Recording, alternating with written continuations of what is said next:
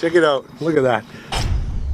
Good morning, good afternoon, hey YouTube. In today's episode, in the beginning of this playlist, I'm going to answer you guys' questions, not Q&A, but everybody says to me, hey Paul, does this lure work? Have you tried this lure? You know, and I thought, I'm at a lake that's a proven lake, literally to the point of almost being boring, the amount of pike I catch here. So I decided I'm going to start a series called Will It Fish? I'm not going to bore you guys with all sorts of mundane footage. I will show casting and catching, hopefully. I'm not going to fill it up with drone footage, just to the point, a quick opening review and fish of some lures. And I thought, why not start with some big ones? We always look at those big $20, $30 lures and say, I wonder if that would catch fish, or I wonder if that would work. I decided to come to a proven lake where the pike are big and the pike are aggressive, and I'm going to try some big pike lures. And if you like what you're seeing, you guys haven't subscribed yet, what are you waiting for?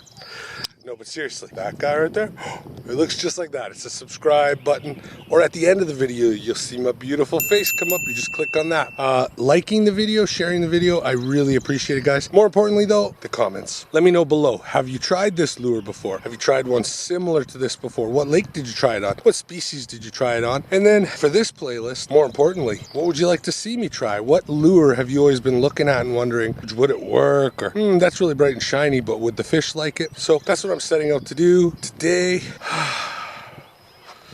Up at my good friend's lake house. I am so blessed to have friends like this and access to a lake like this on a beautiful day like this. So anyway, today let's start the Will It Fish with Paul B. Let's get fishing. Okay, so for the point of this video, bringing out old classic. It's the Berkley Special Series Canadian. She's a good rod. I've had her for a while. Great for catching the Lakers and some of the deeper species. Lots and lots of play. It is, because everyone asks me that, 9-foot medium spinning, lightweight 10 to 25, lure weight 3/8. And it's model CSS 902M for you people that want to know that. Today, I've spooled her up with 20-pound line. The purpose of that is, well, because I'm going to be chucking a monster. We've all seen them. We've all looked at them and thought, well, if I were a fish, I'd bite that. But none of us can bring ourselves to spend the 15 bucks if we're lucky, 25 bucks if we're at a big box store like Bass Pro or Cabela's. We've all seen it on Amazon. So all I'm doing today, just a real simple fisherman's knot. Getting that ready.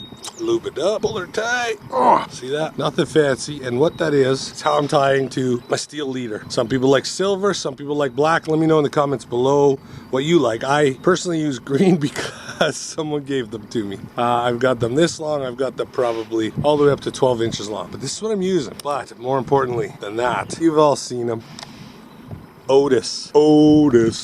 And he's built for big fish. You see that? I like to fish shallow, especially if you can see thick reeds, or in this case, there's some lily pads coming to the top. Seems like a good place for predators.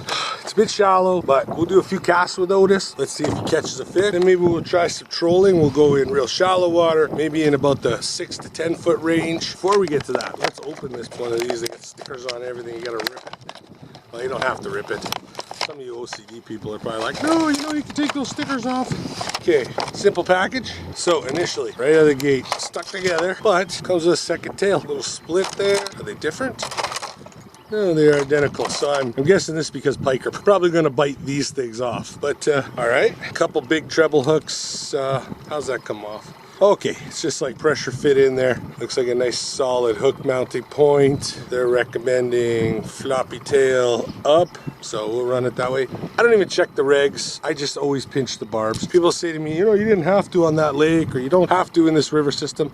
But for me, I do, because I don't like the trauma it causes to the fish, and I'm always letting them go. And I'd rather lose a few fish because I didn't have a barb than catch them all and injure them and maybe send them back to go die somewhere. So I always pinch my barbs. So let's do that. And again, guys, especially you Americans, let me know, do you pinch your barbs? Nothing fancy. Grab it nice and flat, and I just roll it over the barb. Takes seconds per barb. And like I said, just makes me feel better as a steward of an environment that I love, I guess is a good way to put it. Also too, if I were to break off, you know, the fish that's swimming around, I'd rather he's able to just, or she's able to just spit the hook later. You know, if it gets caught on a reed or something and they're thrashing around, they're probably going to be able to get loose. Or if it's barbed, I've just signed their death warrant. Anyway, there it is. We've spoke about it, talked about it. We've done a box box opening about it. Let's fish it. Will it fish with Paul B. Let's get at her. Okay, first review. I haven't even cast it yet, and that big wonky tail's already getting caught in its own treble hook system. So it might not be so much of a caster as it is a troller. But it is heavy, it will get deep, so give it a try.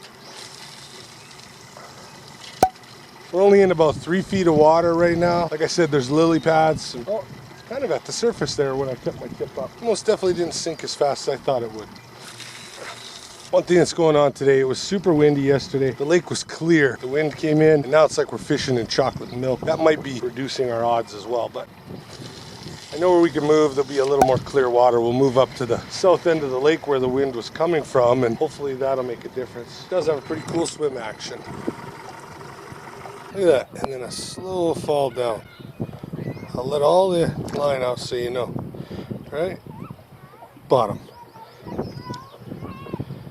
So this guy might be a good kind of retrieve and fall. Retrieve and fall versus just swim. I don't know, what do you guys think? Better to just retrieve them slow or let them fall, retrieve, fall, retrieve? I like the look of that, but I don't know if fish do. So we're just trolling into 8 feet of water in a more known spot for weeds, reeds, humps. Some of the biggest monsters I've caught out of this lake were on larger, not Otis size necessarily, but larger baits. A lot of them were in this area. So we're gonna troll Otis into this area, drop anchor in about maybe 3 feet of water when we get down into the marshy area, and we'll cast around for a while. Been trolling for about 40 minutes with no luck. Keep reeling him in to make sure he's not hanging onto weeds and stuff, and seems to be faring pretty well. But this early spring, pike fishing, jack fishing, whatever you want to call it, we're just not getting the hookups like we usually do late in the season. So first fish, and we were trolling, so let's reel him in. Oh, I was setting up the camera, I think we lost him. But right in where the bulrush were, it definitely was a fish. Let's get back on the troll in this area. Whoa. Okay, real concentrated effort. I really did try, guys. So, do you want to get in the sunlight? Yeah, we do. Look at that mop in the wind. Anyway, real good effort on trolling. Been doing between 1.4 and 2.2 miles an hour to see if that makes a difference. I'm staying in between 6 to 10 feet of water. But what I'm going to do now is just stop the troll. And I think we're going to head up into more of a weedy bulrush kind of area. And we'll go back and we'll try some more casting with the big Otis. Did about 35 casts in this area, 6 feet of water. It actually takes a while for Otis to sink to the bottom. A nice slow retrieve, and I feel like you can, whip them and get some of that flutter action. So that's probably exciting, but I'm gonna cast back that way, right where the water's clearing up. Let's see what happens. Cast pretty far, it's pretty heavy, so. And for how heavy it is, thought I'd have to just be whipping it back, but it is a pretty slow retrieve. It wants to come up to the surface, even though it has all that weight. So that's pretty interesting.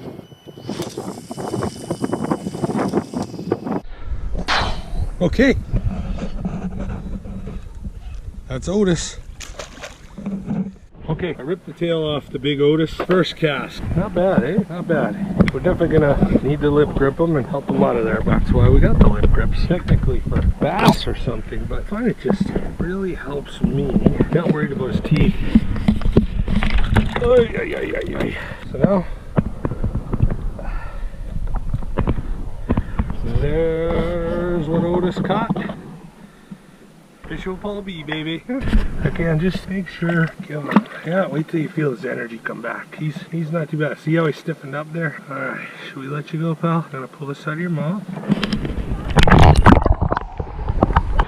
So, that does it. Big Otis will fish. That was casting. But, like I said, I did something. I just didn't like the big eel tail. As soon as I pulled that off, first cast, one fish, all of them casting, none of them trolling. When you're trolling, even though there's a big heavy lure, it just seems to pull up to the surface. Can't say this particular trip super impressed, but like I said, I did get 2 definite bites, and with that one nice pike you saw, after I ripped off Otis's big eel tail. The hooks themselves holding up really good, but they didn't really get put to the test.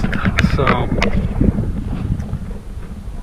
We will put them in the big bait use category. As far as a hit or a miss, maybe just the wrong lake. I think a perch pattern like that would just get crushed by pike, but no luck today, and I'm getting hungry.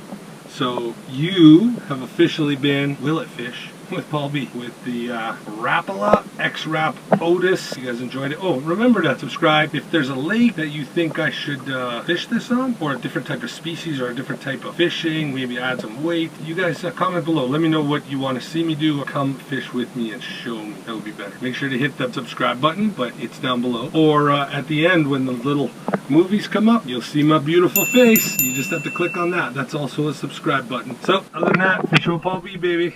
See you on the next one.